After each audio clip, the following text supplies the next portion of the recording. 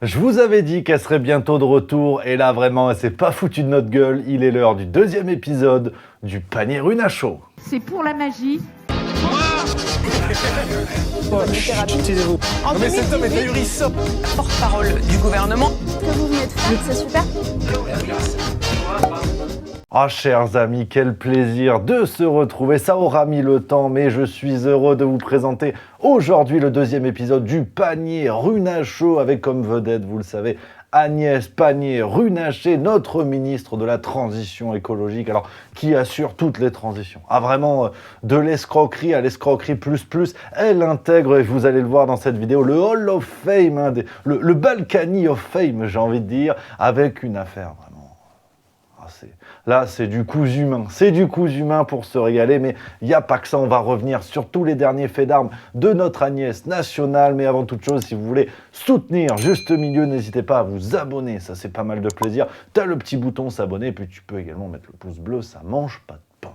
Alors, je préfère vous le dire tout de suite avant de vous expliquer, avant de vous détailler le menu de ce qui va suivre. Vraiment, on a de très belles choses et un scandale incroyable autour d'Agnès Pannier-Runacher qui mêle ses enfants, son père, l'industrie du pétrole, enfin, tout ça dans un silence assourdissant, et elle est encore en poste avec en plus tout ce qu'on sait autour d'elle et tout ce que vous allez découvrir aujourd'hui, en plus de l'épisode 1 que vous avez sûrement déjà vu. Alors, c'est ce que je vous propose aujourd'hui, l'initiative que ça fasse du bruit pour relancer cette fameuse affaire Perenco que vous allez découvrir. C'est une véritable aberration que dans une démocratie comme la France, Agnès Pannier-Runacher soit encore en poste et qu'elle ne prépare même pas sa défense ou quoi. Donc forcément, la pétition, vous le savez, le mouvement populaire pour la démission d'Agnès Pannier-Runacher, qu'il y ait enfin une figure de la Macronie qui tombe, parce que quand tu as des scandales comme ça autour de toi, au bout d'un moment, faut secouer le cocotier. Voilà, donc c'est la pétition, le lien est tout en haut de la description de cette vidéo. Faites tourner au maximum, je compte sur vous vraiment, qu'il y ait un peu du bruit, quoi. Qu'il y ait du bruit, parce que là, c'est vrai que... Ah, si rien n'est fait, des Alexis Collère, des Pannier-Runacher, des Dupond-Moretti, on va en avoir à l'appel, ce sera plus un gouvernement, ce sera Fleury-Mérogis. Mais on va commencer, avant d'aller sur le gros dossier de cette nouvelle vidéo, avec quelques faits d'armes des dernières semaines d'Agnès Pannier-Runacher. Ça, c'était le 27 septembre sur Europe 1. Alors, vous le savez, à l'époque où, il n'y avait pas encore la Coupe du Monde. Donc, on parlait approvisionnement en gaz, coupure d'électricité. T'inquiète que quand la Coupe du Monde va être terminée, ça va revenir. Et c'est vrai qu'au niveau des droits de l'homme, tu comprends mieux la conception morale d'Agnès Pannier-Runacher, qui sera un petit peu le fil rouge de cette vidéo. Parce que forcément, l'Union européenne a cherché des approvisionnements en gaz après avoir coupé les ponts avec la Russie, qui était l'un des principaux fournisseurs. Donc, c'est sûr que... Normalement, je veux dire, un cactus s'en sort. Quand tu lui expliques, voilà, ça c'est un robinet d'eau, tu coupes le robinet, comment tu fais pour avoir de l'eau? Vous pouvez répéter la question? Bon, le cactus comprend vite que ça va piquer, quoi. Et l'Union européenne, non. Ils n'ont pas compris, donc de fait, il faut s'asseoir sur certaines choses, y compris les droits de l'homme, et ça, on l'a bien compris, avec l'Union européenne qui est allée toquer à la porte de l'Azerbaïdjan, actuellement en conflit ouvert avec l'Arménie, qui s'essuie les pieds sur la souveraineté arménienne, mais pour l'Union européenne, vraiment, on s'en cire. Et Agnès Pannier-Runacher, voilà ce qu'elle nous en dit. Alors, moi, je le redis, l'Europe... Elle a condamné et elle est toujours très claire sur ses principes. Elle n'est pas aussi claire sur le gaz azerbaïdjanais. Elle est très claire sur ses principes en matière de droits de l'homme. Elle est un des rares continents à porter cette voix de manière continue. Le 23 octobre sur BFM TV, on était revenu sur l'affaire des cols roulés. C'est vrai que sur ce genre d'affaires, personne de mieux qu'Agnès Pannier-Runacher pour nous expliquer un petit peu ce qu'il en est. Et forcément, le journaliste un peu taquin lui dit depuis qu'il y a l'autre buse, là, Bruno Le Maire, qui a parlé de cols roulés, qu'on ne le verrait plus jamais avec une cravate, il a menti, mais c'est pas le sujet. Ils sont allés demander à Agnès Pannier-Runacher, c'était un coup de com', tu vois. Non. C'est très sérieux, parce qu'on vous voit avec un col roulé, mais vous n'avez pas été la seule. C'est très sérieux. Ça fait partie du plan de communication du gouvernement. Non, pas du tout. Je vous rassure, je porte des cols roulés depuis 4 ans que je suis ministre. On a eu quand même des petites pépites comme ça, pêle-mêle, on pourrait continuer un petit peu la liste, mais le gros dossier aujourd'hui sur lequel je voulais revenir avec vous et prendre le temps vraiment, parce que là, c'est du très grand Agnès Pannier-Runacher, une escroquerie. On est au niveau de l'affaire Cahuzac. Vraiment, je pèse mes mots. Je n'ai pas, monsieur le député, je n'ai jamais eu de compte à l'étranger. Cette affaire Perenco, vous en avez peut-être entendu parler ou pas. Je vous avoue, quand ça a éclaté, j'étais en vacances. Vous savez, j'étais à Barcelone en train de siroter des tequilas con coconut, et je me dis, donc, qu'ils aillent tous se faire cuire le cul, vraiment... la flemme, tu vois. Et bon, je suis revenu aux affaires, j'ai chaussé mon plus beau pull, et je me suis dit, bon, alors qu'est-ce que c'est que cette affaire Perenco? Oula, et ouais. Et pourtant, les autres médias, voilà, ça a duré 3 jours hein, pour vendre quelques paplards, mais c'est tout. Alors, faut que je vous résume un petit peu tout ça. Tout commence le 8 novembre 2022 avec des révélations, notamment du média Disclose. Très beau travail d'investigation et je tiens bien sûr à les saluer. Donc tout est en source hein, de la vidéo, mais je me base essentiellement sur l'enquête de ce média Disclose. Alors on apprend à travers l'enquête hein, qu'une société a été enregistrée le 13 juillet 2016, société du nom Arjunem, hein, c'est le nom Arjunem. Bon alors, si je te parle juste de cette société, tu vas me dire oui... Après, c'est pas le greffe de Paris non plus, ta chaîne YouTube, donc on s'en branle, envoie la sauce. J'arrive. Dépêche-toi! Alors forcément, cette société hein, est dans l'environnement direct d'Agnès Pannier-Runacher, vous allez comprendre. Elle qui n'a jamais mentionné cette société dans ses différentes déclarations d'intérêt et de patrimoine, ce qui est une obligation quand vous devenez ministre hein, notamment. Et elle a été nommée à l'économie en 2018, puis à l'industrie en 2020. Donc à chaque nomination, normalement, elle aurait dû... et elle a mis à jour ses déclarations de patrimoine et déclarations d'intérêt sans jamais déclarer cette société. Alors déjà... c'est trouble, mais c'est que le début. Voilà. Si t'en as déjà marre, regarde le best-of de Motus, parce que là, vraiment, là, ça va être chaud. Donc,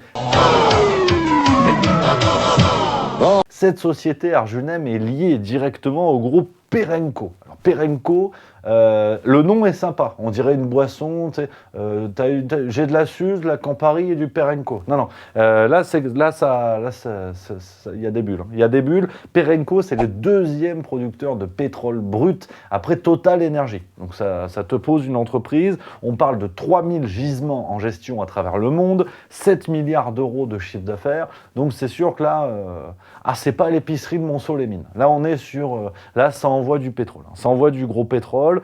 Le père d'Agnès Pannier-Runacher, là, vous allez commencer à comprendre, hein, vos yeux vont s'écarquiller à tel point que tu auras l'iris derrière la tête. Jean-Michel Runacher était l'un des dirigeants historiques de Perenco. Ah, c'est l'un des tauliers. Hein. Vraiment, Jean-Michel Runacher a été nommé tour à tour directeur général, directeur financier et administrateur du groupe jusqu'en 2020. Continuez, Jackson. Vous m'intéressez. Perenco, je continue à faire un peu les présentations. Voilà. Asseyez-vous, tout le monde autour de la table. Alors, tu l'as compris, on est autour de l'extraction de pétrole. Donc, c'est sûr que là, Greta Thunberg, normalement, elle regarde un documentaire sur cette entreprise, elle explose au contact visuel de ce qu'ils font. Du coup, nous considérons que l'ambition climatique n'est pas en rendez-vous. Nous n'avons pas obtenu des avancées sur la sortie des énergies fossiles. Nous n'avons pas obtenu des avancées sur la mise à jour des programmes nationaux de réduction des émissions de gaz à effet de serre. Le groupe Perenco, ça c'était encore une enquête de Disclose, le 8 novembre 2022, dans la foulée de leur révélation sur Agnès Pannier-Runacher. Le groupe Perenco, c'est un groupe qui est accusé d'atteinte à l'environnement, de violation des droits humains, de dissimulation de ses avoirs dans des paradis fiscaux. ouais. C'est là, bon, pour la philanthropie, on repassera. Hein. C'est sûr qu'ils ont eu aussi des accusations d'avoir financé des groupes paramilitaires en Colombie et contribué à l'expulsion de communautés indigènes au Guatemala. Oui, c'est pas l'abbé Pierre, comme on dit. D'accord, oui. Mais revenons à l'ami Jean-Michel Runacher, vous l'avez compris, l'un des tauliers du groupe Perenco jusqu'en 2020, donc pendant un sacré paquet d'années. Son rôle, en fait, à Papa Runache, c'était de faire des montages financiers chez Perenco. Bah oui, quand tu as un tel paquet de sesterces, au bout d'un moment, les impôts, tu te les ranges où tu peux. Je possède des thunes, je suis à l'aise financièrement. Et là, Jean-Michel, finalement, il a fait un petit montage perso pour la famille, et c'est là que ça se corse, comme on dit à Ajaccio. Il a créé cette fameuse société Arjunem, dont je vous parlais tout à l'heure, dont le but était, en fait, clairement de filer du pognon à Agnès Pannier-Runacher et ses enfants mineurs. Voilà. C'est là où on commence à toucher du doigt. Alors, je vous lis un extrait de l'enquête qui a été menée. Pour mettre sur pied cette organisation financière complexe, le clan Perodo s'est associé à une poignée d'hommes de confiance. Perodo, ceux qui gèrent l'entreprise Perenco.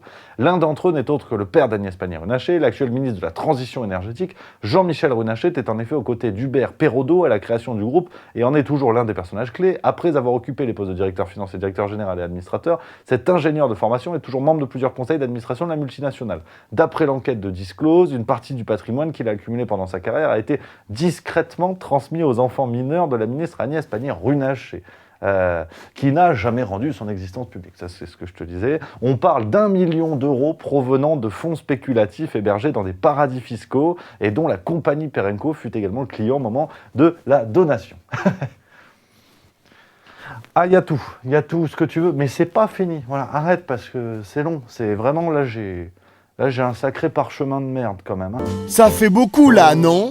Les actionnaires d'Arjunem. Voilà, là, on commence à toucher du doigt en plus le sublime. Sont les 3 enfants d'Agnès Pannier-Runacher, âgés respectivement de 13 ans, 10 ans et 5 ans en 2016, et un de leurs cousins qui ont pris place à la table des actionnaires aux côtés de leur grand-père Jean-Michel Runacher. Voilà. Donc il faut que tu imagines le conseil d'administration. À la création, tu en as un qui a 5 ans et qui gère une boîte d'1 million d'euros. D'une ministre de la transition écologique. Une boîte détenue par ses gosses liée à des fonds pétroliers. Voilà.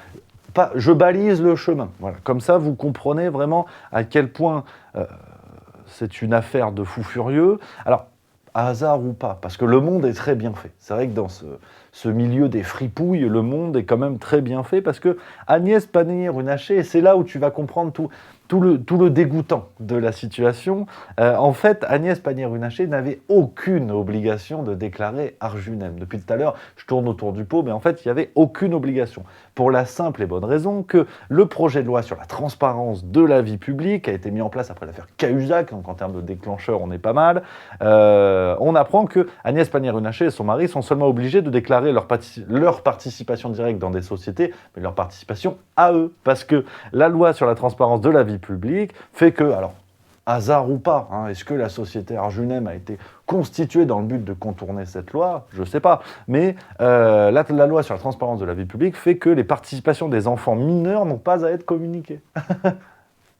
Voilà. Donc c'est tout à fait légal.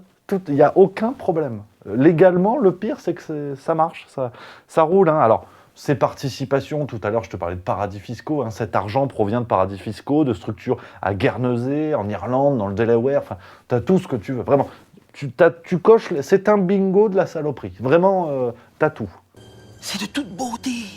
On continue parce que forcément, qui dit révélation, dit excuse en bois dans les médias. Voilà, souvent, là encore, c'est le 2e volet de l'enculerie. À l'Assemblée nationale, le 8 novembre, donc le jour même des révélations, Agnès Pannier-Runacher dénonce des révélations fausses et calomnieuses. J'ai pris connaissance ce matin des allégations fausses et calomnieuses publiées par Disclose. Je tiens naturellement à vous apporter toute la transparence sur un sujet qui n'a pas de lien avec mes fonctions de ministre. Alors bon, c'est faux et calomnieux, d'après Agnès Pannier-Runacher, c'est tellement faux et calomnieux que la Haute Autorité pour la transparence dans la vie publique va quand même faire des vérifications approfondies, voilà, sur des dénonciations fausses et calomnieuses. Donc on imagine que la HATVP a que ça à branler, à mener l'enquête sur des trucs faux et calomnieux, voilà. Alors, je dis pas qu'Agnès Pannier-Runacher a menti ouvertement, je dis juste qu'elle a menti ouvertement, si je le dis en fait. Et d'ailleurs, c'est tellement faux et calomnieux que le 15 novembre, dans Libération, on apprenait qu'un décret de déport avait été publié, signé par la Première ministre, au terme duquel la ministre ne connaît pas des actes de toute nature relatifs notamment au groupe Perenco, permet de prévenir les risques de conflit d'intérêts vis-à-vis de ce groupe. Voilà, un décret paru au journal officiel pour la déporter si elle devait être amenée à traiter des sujets en lien avec Perenco. Voilà. Sur la base de révélations fausses et calomnieuses. Voilà. Tout le monde se fait chier sur des trucs qui n'existent pas. Tu as un décret au journal officiel sur des révélations fausses et calomnieuses. C'est tellement faux et calomnieux qu'il faut l'éloigner des sujets, parce qu'il risquerait d'y avoir conflit d'intérêts. Elle a menti à l'Assemblée nationale. Non, mais ça me semble clair. Au journal officiel, tu publies pas des conneries. Enfin, si, mais c'est officiel. Donc, voilà. Et la HATVP a mené sa petite enquête, et eux, ils ont conclu à une absence de manquement. En fait, tout va bien.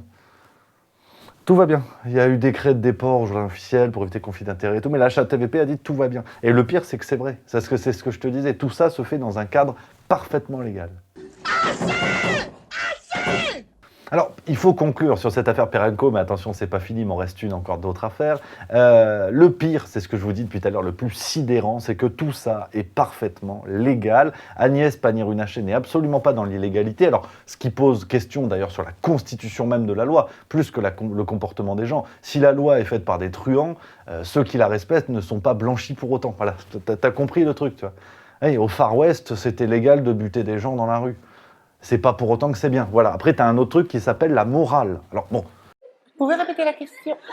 Ça, c'est pour les plus passionnés d'histoire d'entre vous.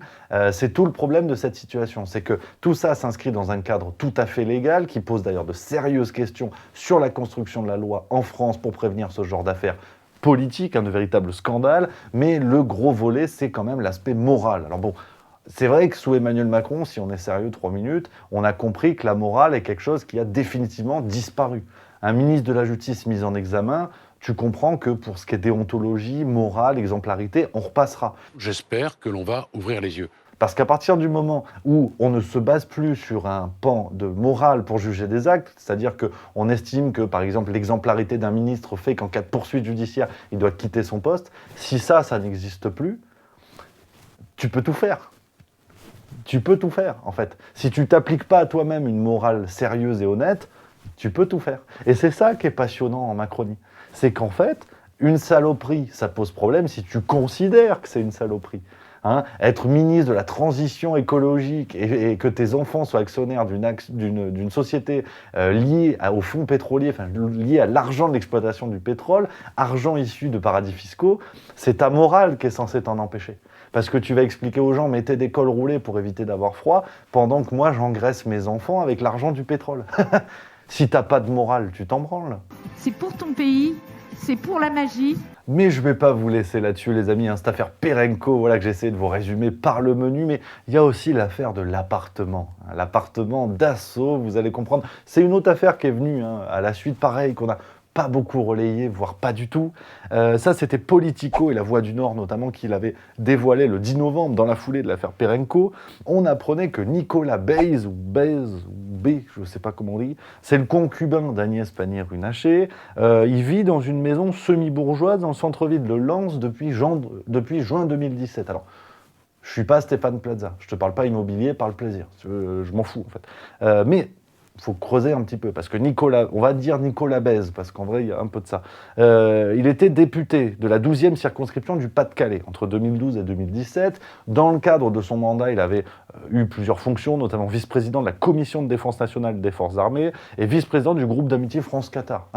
Promis, je dis rien sur le Qatar, enfin pas aujourd'hui. Dans ce cadre, notamment de député, Nicolas Baez va devenir copain avec Olivier Dassault, qui était député LR de l'Oise à ce moment-là, l'aîné des 4 fils de Serge Dassault, un grand milliardaire français lié à l'armement, c'est pas le sujet. Alors malheureusement, Olivier Dassault est décédé en mars 2021 dans un accident d'hélicoptère, donc paix à son âme, mais voilà, il y a cette amitié qui était là entre les deux hommes, et on apprend en fait, parce que là encore, là je te fais un truc, tu vas dire on s'en fout, mais le hic commence en 2021 parce que Agnès Pannier-Runacher va déménager avec son concubin, et déjà Sombre Histoire, on en avait parlé, n'hésitez pas à regarder l'épisode 1 du Pannier-Runacher pour comprendre Sombre Histoire, cette affaire de domiciliation où Pannier-Runacher était allée habiter avec son concubin à Lens parce qu'elle était parachutée aux législatives pour aller du côté de Lens, enfin encore une magouille, et on apprend en creusant un petit peu dans la presse que leur maison en location à Lens appartient à la SCI Lily. Voilà. C'est mignon comme nom, mais tu connais, chien truffier, ascendant berger tamoul.